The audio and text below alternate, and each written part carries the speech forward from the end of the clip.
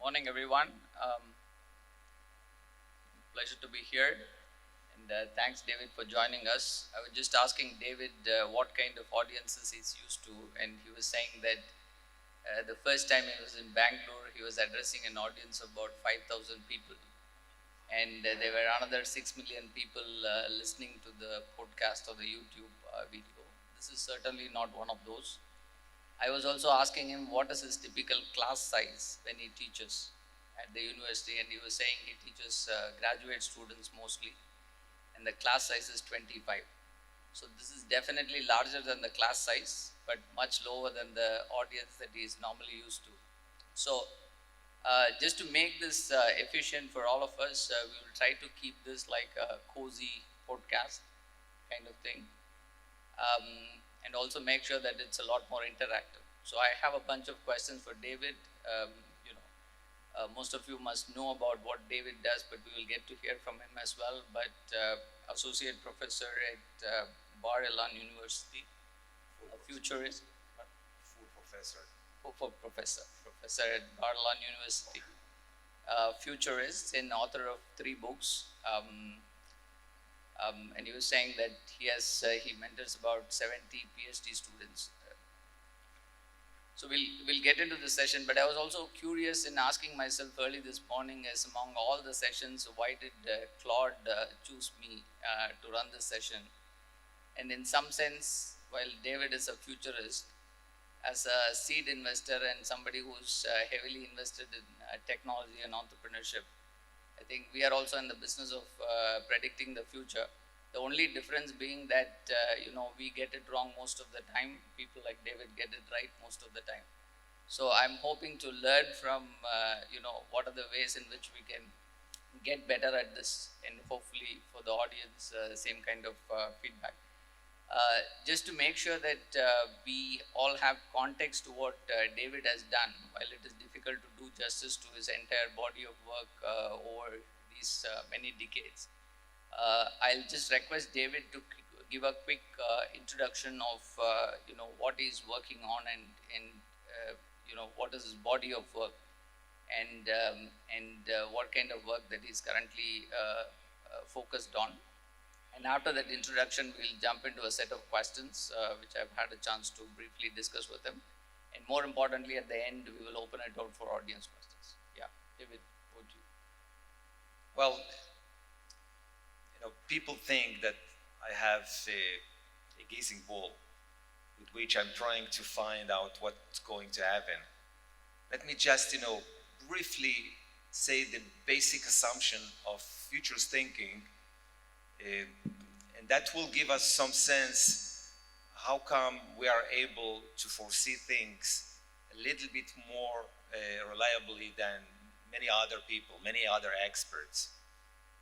Generally speaking, future studies is a branch of another academic discipline, which is systems thinking. We are systems thinkers. We are trying to understand how systems are evolving.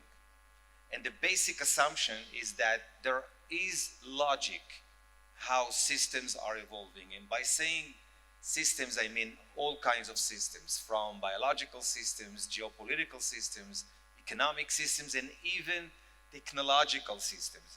Most of the people think that it's impossible to predict technologies because you can never foresee an idea that will pop up in the mind of a PhD candidate 20 years from now. That's how people think things are evolving, even with our tools, the tools we are developing. But we are coming from a different assumption that says that even the tools that we are developing have some sense, have some logic, and we are, as a species, developing, evolving in some kind of patterns, if you wish. And we are trying to understand that logic. It's not an easy thing to understand the logic of systems. We are still a very primitive species. We really don't understand very complicated and sophisticated systems. And we'll have still a long journey to go to understand how systems are evolving. But nonetheless, when we are stumbling upon an idea that describes how systems are evolving, with that idea, we are trying, of course, to put it on some charts, on some models, mathematical, statistical models, in order to foresee the next stage of that system. This is what we call, generally speaking, futures thinking. And that's what makes us different from many other experts. Many other experts, most of the time what they're doing is what we call linear extrapolation.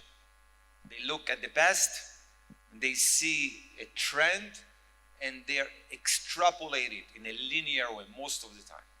Okay? We know that there is no system that is evolving in a linear way.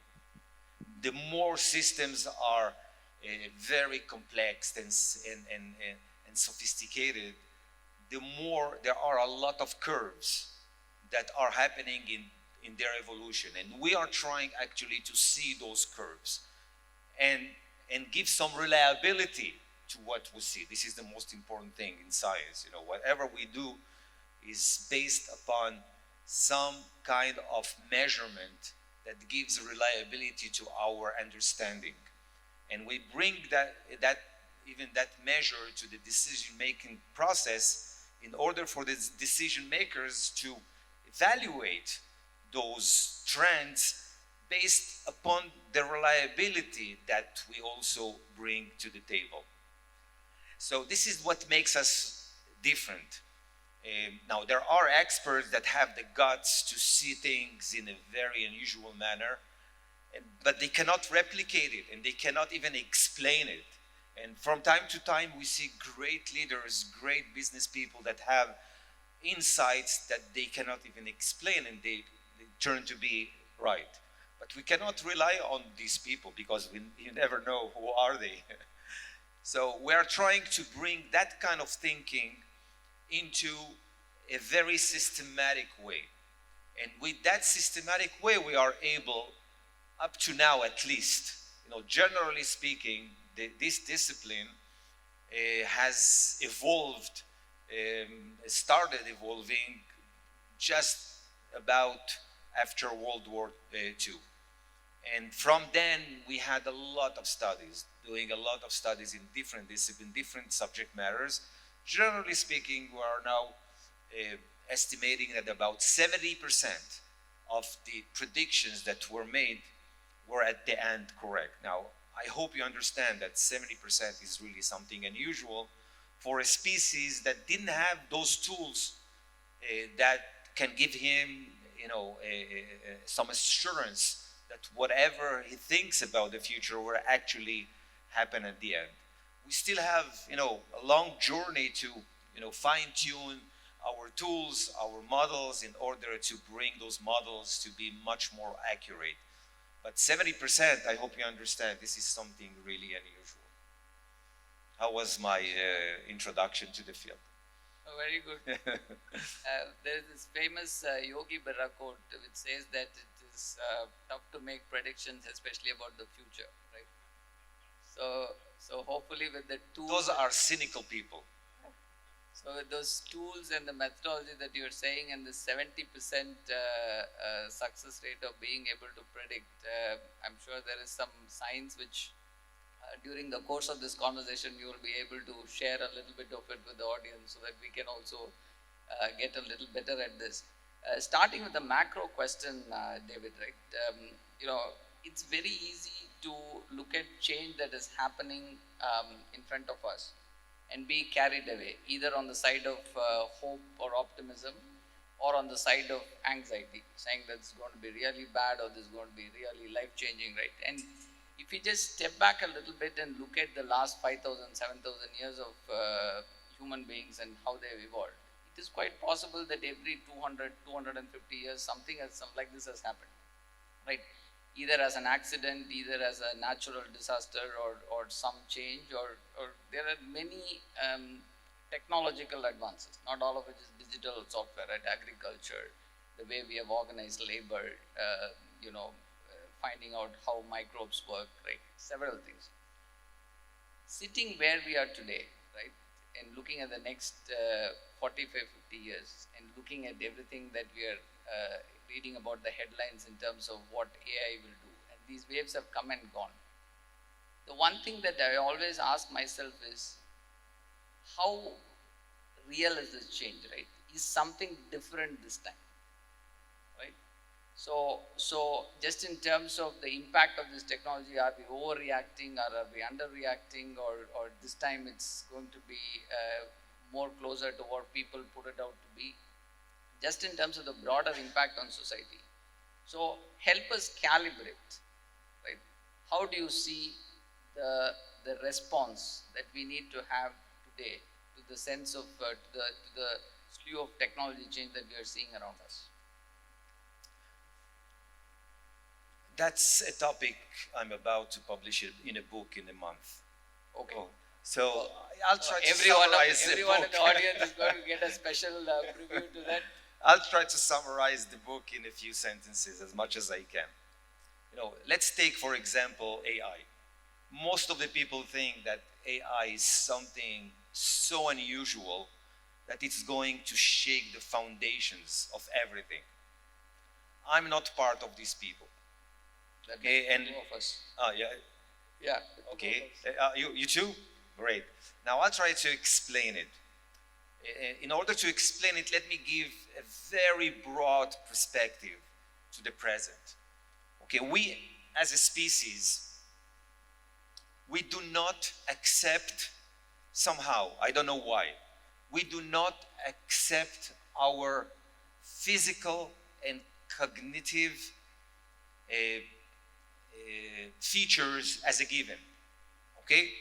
We are for millennia already trying to push the envelope. Okay, let's, a little bit, elaborate. Think about millennia ago. By the way, we are the Homo sapiens. As far as we know, Homo sapiens was born in Africa somewhere about 250, 300,000 years ago. We are, up to now, there were 6 variants of the Homo sapiens. We are the 6th one. All the other 5 variants has disappeared. Okay, so we are a variant that probably exists between 12,000 years to, at best, 30,000 years. Okay? Somehow, our variant has succeeded to survive up to now.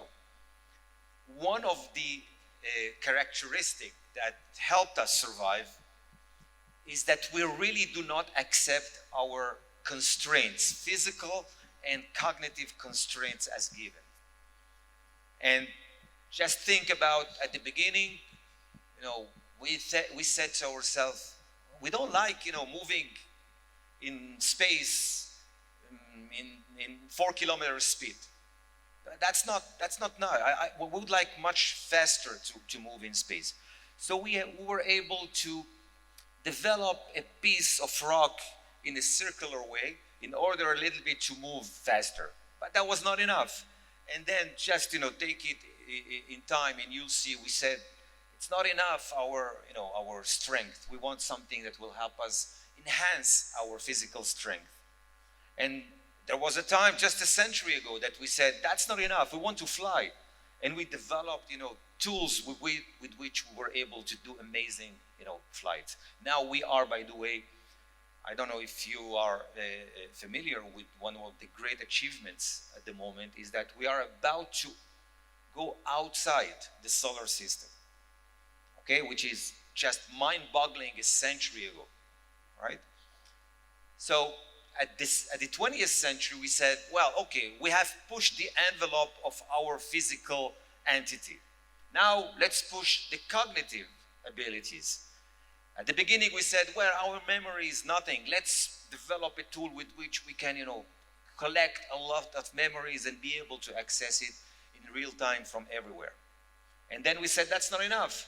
Let's analyze that memory. Okay? We are now at a point in which we have so much data that is accumulated every fragment of a second. And we are trying to make sense of that data, and we are trying to mimic the way our mind is thinking. We call it intelligence, which is actually just a very primitive algorithm that just predicts, based on huge amounts of gigantic amounts of databases, the logic how sentences are built. And when you ask something, that algorithm is trying to organize those sentences to make sense of those. This is what we call now AI. Okay? And we are very far from what we will be able to develop with that, that way to mimic our intelligence. I hope you understand. Even our tools now, when when you ask something, they can give you a very large, a very sophisticated answer that doesn't have any sense. We call it hallucination in AI. And this is exactly what experts are saying. Even they don't have anything to say, they can say it in a very, very nice way, and people think it's smart. Okay? But this is not really, those features are not the basic, the most important characteristic of our species. There are other animals that are much stronger than us, much even intelligent than us. What really makes us so special in evolution is that we have consciousness. The fact that I know is something unusual as far as I know, as we know. There are no other animals that are able to do such a thing. Now, what we have been doing in the last 300 years is developing tools with which we say, when we know, are we sure that if we know something, it's real, which is called reliability in science. But we are just at the very initial stage of really understanding what is it exactly that sentence which I just said, that when I know something, I know that I know something, which is what we call at the moment consciousness. We don't even know how to define consciousness. So we are just at the stage in which we are going to give our tools to do a lot of work for us, physical and cognitive work, and then we'll start paying attention to one of the most important features of our species, which is consciousness. And we will start defining it. We will start to studying what is it exactly. Can we share it? Can we develop it? Can we mimic it in our tools? So whoever says AI is going to bring havoc to humanity, I will just remind him that from the beginning, every tool we have developed, there were people that were pessimistic about humanity. Think about the first wheel that we have developed. How many people died because that piece of rock? And people said, "Oh my God, this is going to be a catastrophe." And when we have developed, of course, wings, and then when we have developed nuclear power, and this is the nature of our species. We are a very frightened species, which is very good, by the way, very, very good even. Okay, so we are going through now another phase of enhancing our cognitive abilities. But this is not the real thing that is going to happen. Nobody is speaking about, can we mimic, can we insert our consciousness into our tools? Can we enhance consciousness to ourselves? This is the big thing. And this is just 30, 40, 50 years from now. So 50 years from now, when people will speak about the 20s, they say, they were so primitive. They thought AI is something big. It's not. No, that's a sobering thought for the morning. Just jumping from... I'm very optimistic. Do you see that? Great. Jumping from the book that you're about to publish, of which a sneak preview you gave us, going back to the book that you already published, you have this interesting concept of future memory. Right? which you define as the collective ability of humanity to predict and shape the future. I was just reflecting on it. It reminded me of this Eastern concept of karma, right? Which is essentially future is the consequence of your past actions. So, just for the benefit of our audience, can you help us reduce this abstract future memory concept with a couple of practical examples on what does it actually mean?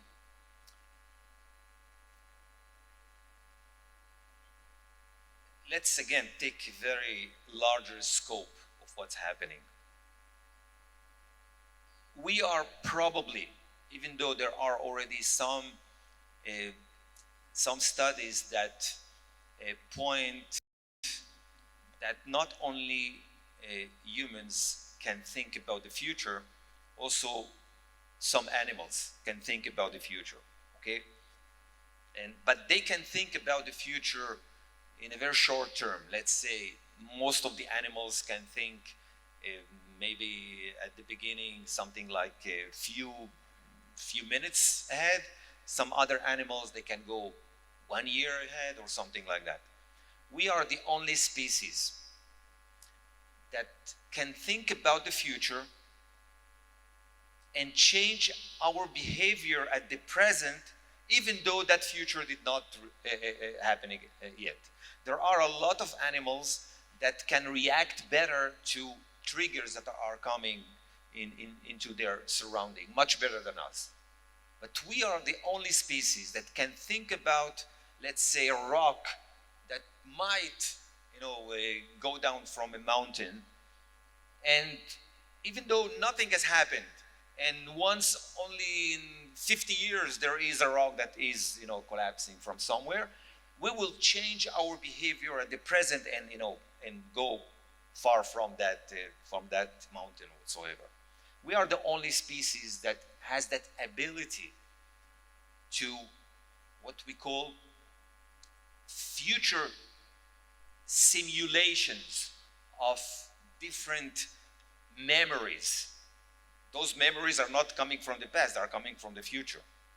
So this is the first time that we are measuring that ability neurologically.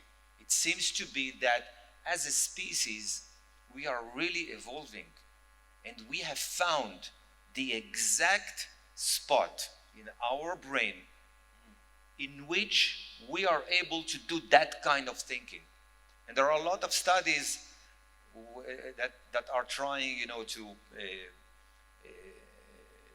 to harm that spot and see if something happens, which is mind-boggling. There is a study that we did in Israel in which we have inserted a needle to that spot in the brain, and we asked people, what do you have tomorrow to do? And people said, what's tomorrow? What is it? And then we took off that needle and asked, what do you have to do a month from now? And then they say, oh, a month from now I have to travel there. And there were actually some people that said, please insert back that needle. All right, so we are just at the beginning to understand, of course, our mind. We are at the century of mind technologies and mind understanding. So it looks like we are evolving even neurologically, and we are able, as a species, altogether, we are able to do, first of all, we are able to awaken to see how our action today, our actions are going to have great impact a century and a couple centuries ahead. There is even, by the way, a group of futurists that are studying 10,000 years in the future, which is, 10,000 years. Come on, let's try to study only 10 years. But we as a species, we are evolving and we are awakening to understand that things are evolving, and we need to take care of those things that are evolving, not in a yearly manner or a 5-year manner or a a 10-year manner, not even a 50-year manner. We are speaking about a century ahead. By the way, there are a lot of studies that are trying to understand what kind of wars are going to be a century from now. What kind of society is going, what kind of civilization, what kind of technologies, everything you get, what kind of religions. Now, we are awakening to understand how things are evolving in a very far, we call it future span. Our future span is enlarging. And this is something that we are just about to experience, we as species. There are some of us that are doing it already for millennia, but not as a species. Now, as a species, we are able to do it collectively. And this is what we're doing here. This is one way to think about the future. But, most of us are thinking just, a few years ahead. We are now, as a species, evolving to be able, neurologically, to think a century ahead, which will make our species very different than it used to be up to now. And some of us, of course, will not survive evolution because they won't be able to do it. But our kids will be able to do it much better. We already measure it, by the way. I have a lot of studies in which we measure the ability of our kids to think futures better than their parents. And just generally speaking, if you are not aware of it, just in the last 50 years, IQ worldwide has augmented by 17%, which is mind-boggling in a matter of 50 years. So we are going through a very, very accelerated evolutionary process. And part of it is understanding the past better, that's past memory, and developing future memory and bringing those two kinds of memories into the present in order to change our behavior. Yeah, thanks, David. You talk about people being able to predict 10 years ahead, 50 years ahead, 10,000 years ahead, right? So for all of us here, irrespective of the time span that we are going to predict, right? What is a good starting point, right? How should we think a little different to get better at this? That's a very hard question. I think the best way, there are different people that will answer this question differently. Okay, if I can add something, probably I have the same ideas, but I would like to add something. Whether we are aware of it or not, we are surrounded by similar minds. Everybody that's here, we are kind of similar people. We had somehow the same education, same socio-economic status, same universities. We read similar books, and etc. etc. Our mind is somehow, we can say, generally speaking again, that we are similar. And this is why we came here all together, because we are similar. We said this is important to be here. If you are to understand a little bit better the future and prepare yourself, surround yourself by people that are not similar to you, that are very different the way that you are thinking. It's not an easy way to do, because it's not an easy thing, to handle people that are thinking really very different than you. But surround yourself with at least 30% at least of people that are constantly thinking differently from you. That will challenge your paradigms and your assumptions. And if you are open enough and listen to those perspectives, you will have advantage much more than other experts or whatever. It's not easy, right? It's really not easy.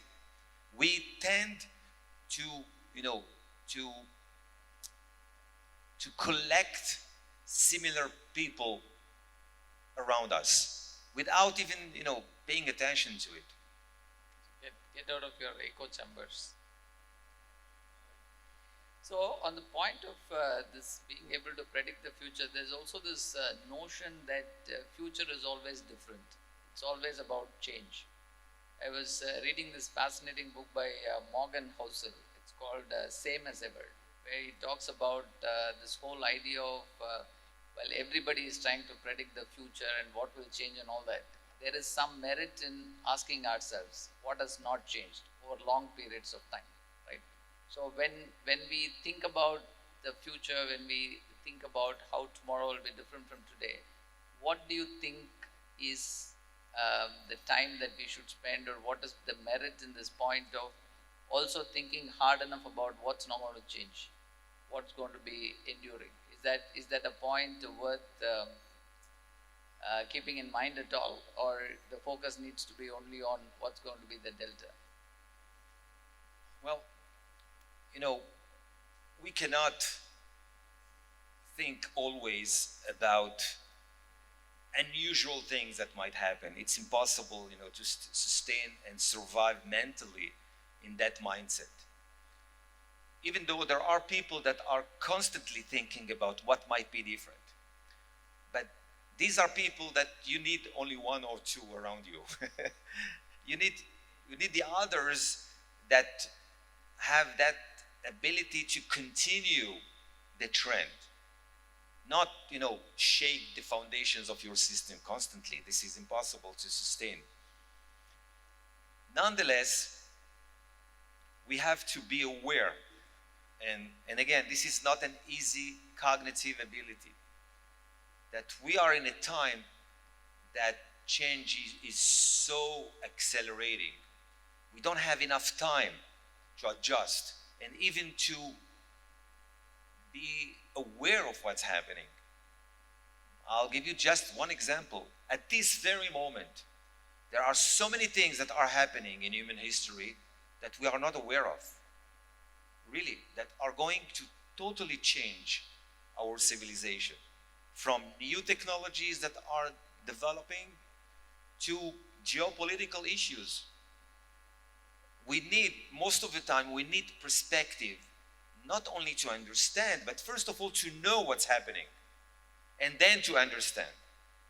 But at this very moment, there are so many things that are happening that we're not aware of. Nonetheless, to understand what's happening.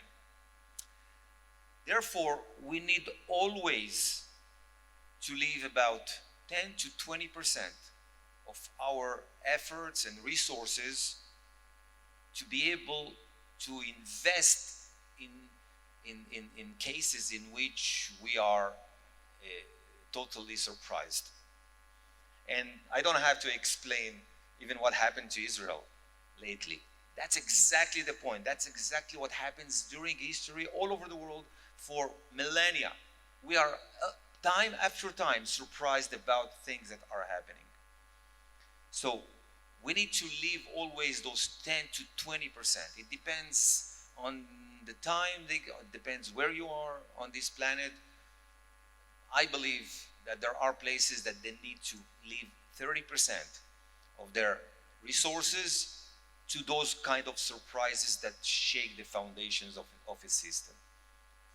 And we need to know that we are at a time in history that things are happening so fast, we don't have enough time to adjust. And if you don't, put aside those resources, you might even disappear in evolution.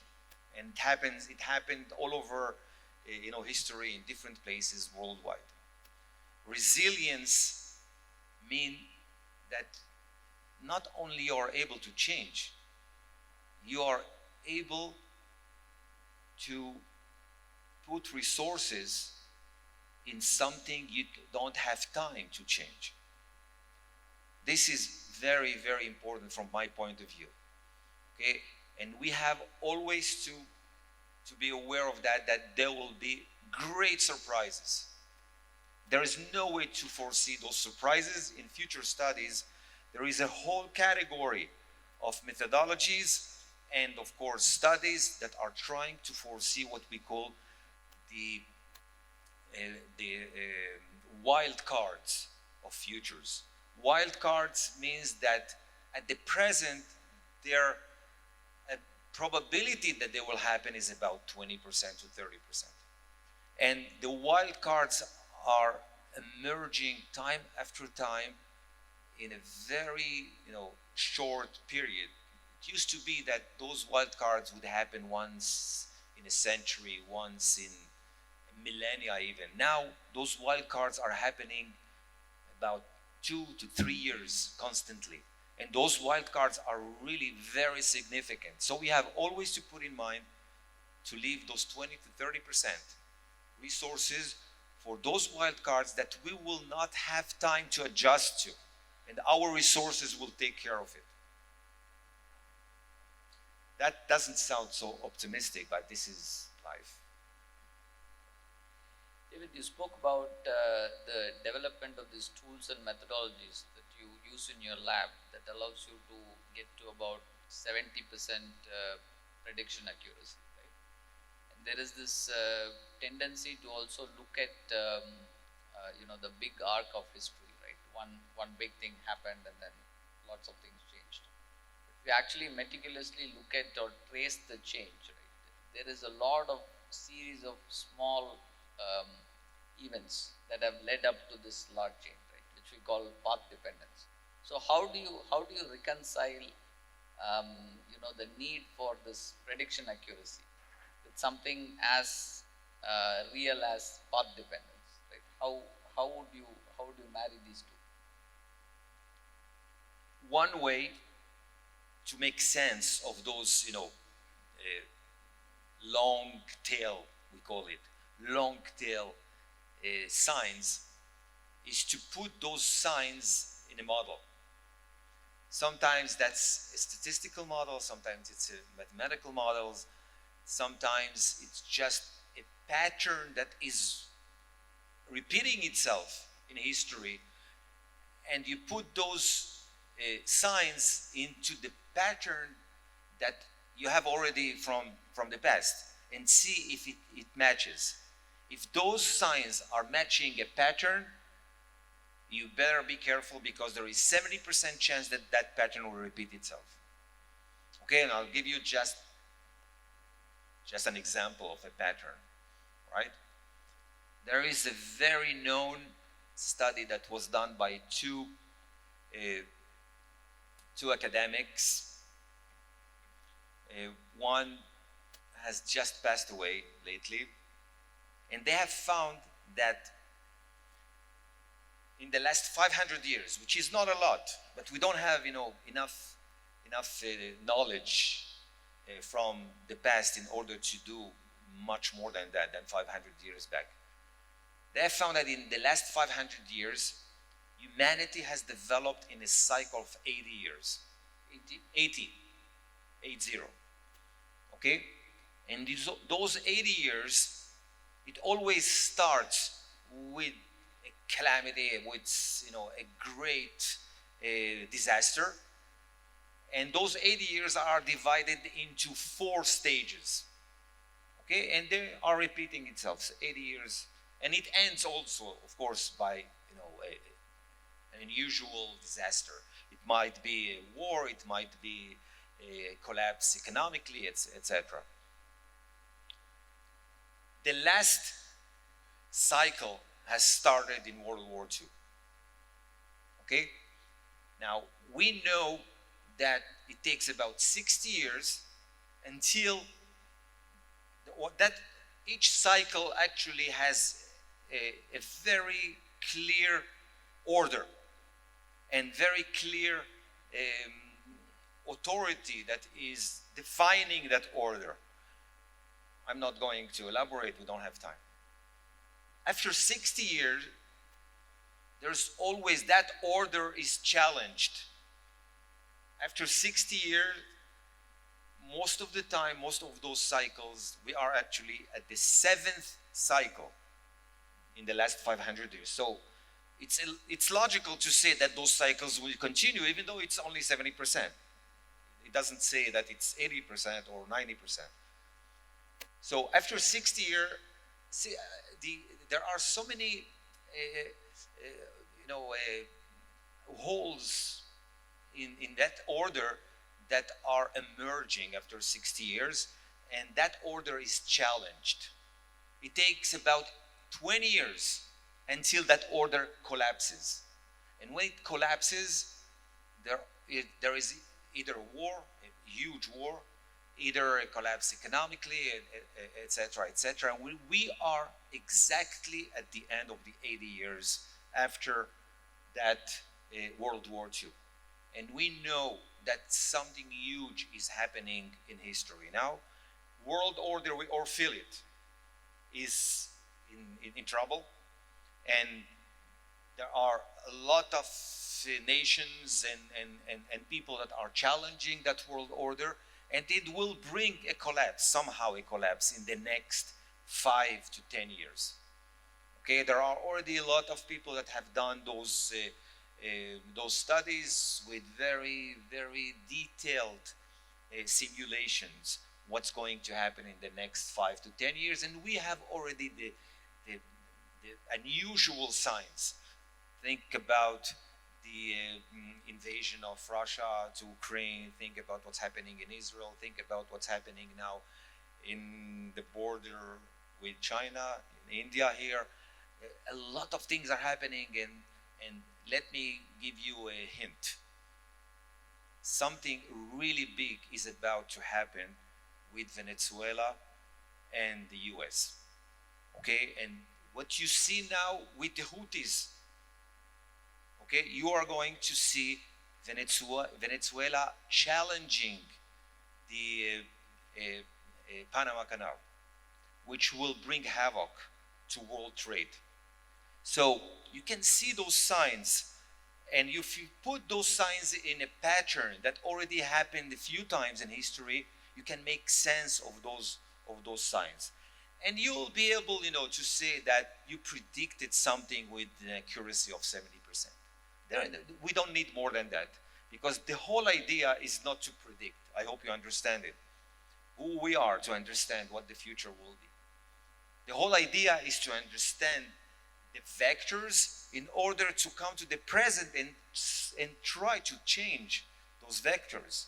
That's what makes us so unique as a species. We are able to change tendencies as a smart, intelligent, and conscious species.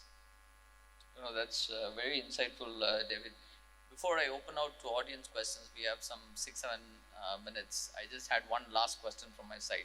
Last year around this time, we had a similar discussion, and Paul Sappho, another futurist, on being asked this question of, so what can we do in our daily lives to hone this gene of being able to be prepared for the future, right? Not just predict it, right? And he said, observe teenagers, right? On what kind of changes are going to come. Earlier in this conversation, you mentioned that surround yourself with at least 30% of the people who are very different from whom you are. So, just before we open out to questions, 2 such practical tips on what we can do on this topic when we step out of this room in our daily lives, which we can keep honing. The easiest thing to do, I believe, is to read opposite, as much as possible, opposite views and databases, and it's not an easy thing to do, but in any country, in any culture, there are different views. If you are just to listen to opposite views and read constantly, and nowadays it's much easier because everything is in our figureheads. Okay, that's not nothing. But you have to train yourself to see the world from different perspectives. Just by seeing the world from different perspectives, by reading different perspectives to the same issues, you are training your brain to be much more resilient into unusual thing that might happen in the future. And one other tip, okay? We have found in our studies something really unusual. We found that we can train babies to think futures. And the best way to do it is when mothers are speaking to babies in as much as possible more words. Not, we tend to speak with babies like babies. Never do that. Speak with babies like you're speaking to your spouse, which is hard. Okay? The more you speak to very young kids in a very sophisticated language with a lot of nuances, their ability to think about the future is much better than any other kid. That's a very good tip. Now, I can assure you, we males cannot do it. Only females can do it. So, not just read books, but speak to kids in a very sophisticated manner, in future tense as much as possible, nuances. Just speak. You will be amazed how the brain of a kid can grasp sophistications. And that kind of sophistication is a platform upon which his or her neurons are developing better to understand future trends. Oh, that's very insightful, David. Now I'll just open out to questions to the audience. I see 2 hands going up there. We may have time only for 2 questions. Claude is not that easy to manage when we overstep time. So, Professor, thank you. This has been a fantastic session. My name is Kumar Bagrodia. You very rightly spoke about consciousness. And as you know, it is a subject of a lot of research globally on what is the source of consciousness, with neuroscientists and anthropologists, spending billions of dollars with 2 very different schools of thought.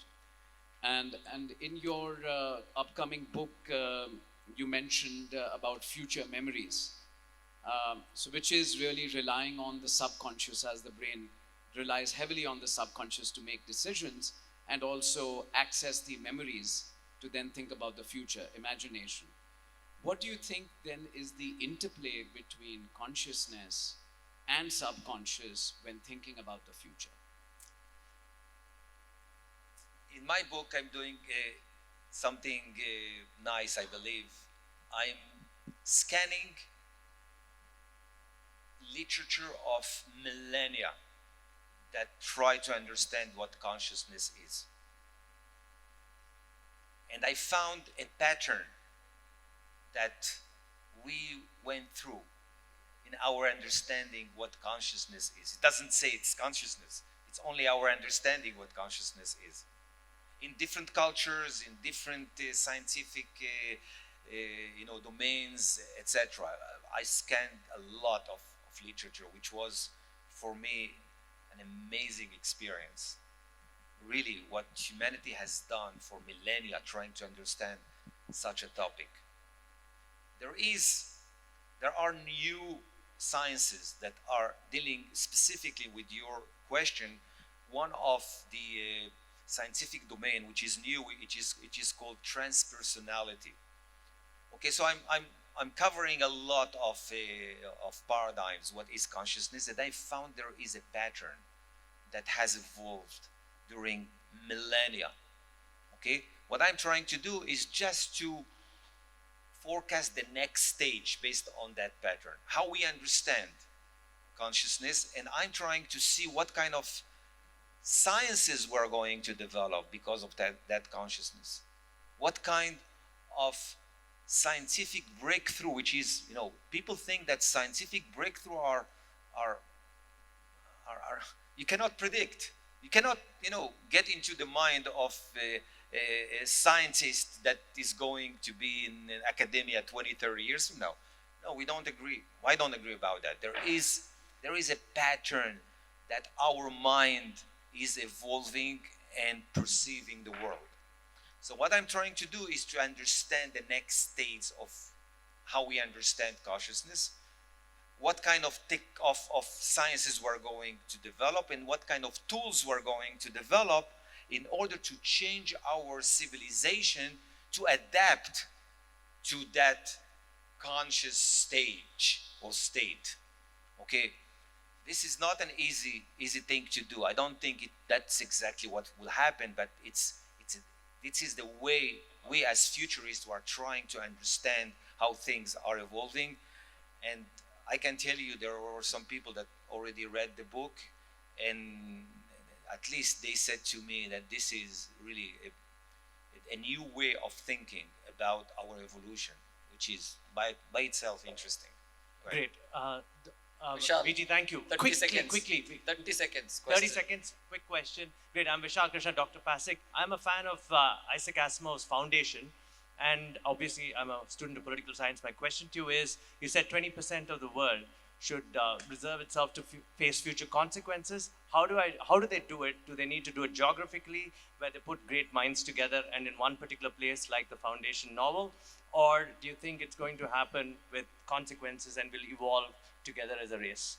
Yes, we are emerging as a collective mind.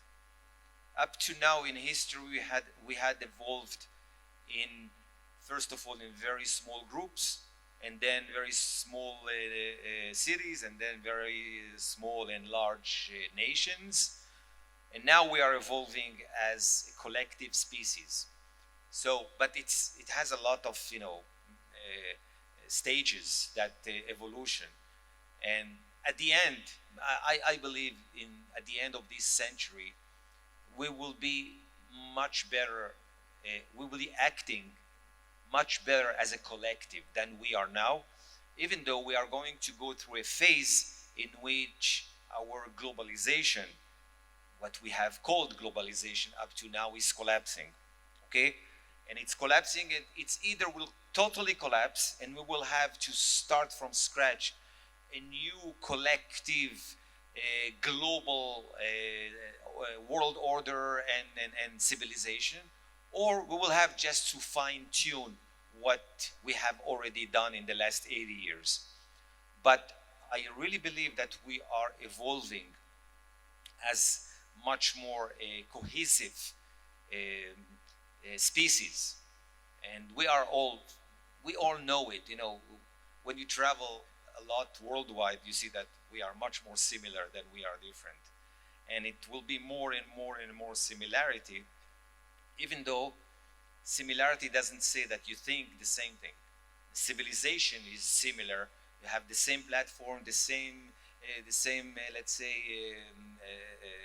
institute, if you wish, but different ideas and different nuances, and we will be much attuned to those nuances, and we will give and we will take pride of those nuances, which is what really makes it so interesting to be human.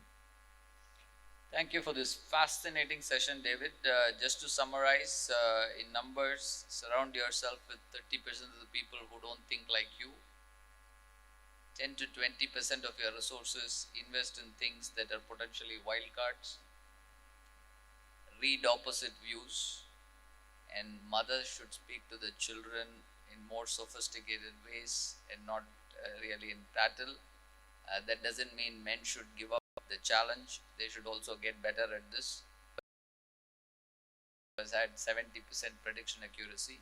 Thank you once again for sharing. One more thing, okay?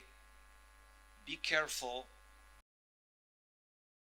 Listen to people who call themselves futurists.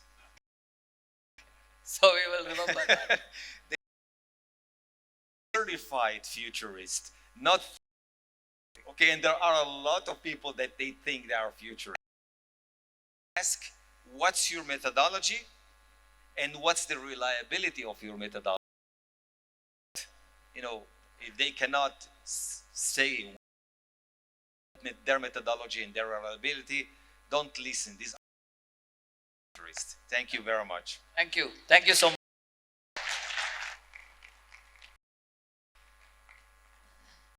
Thank you so much for that very energizing and fantastic answer. Seriously?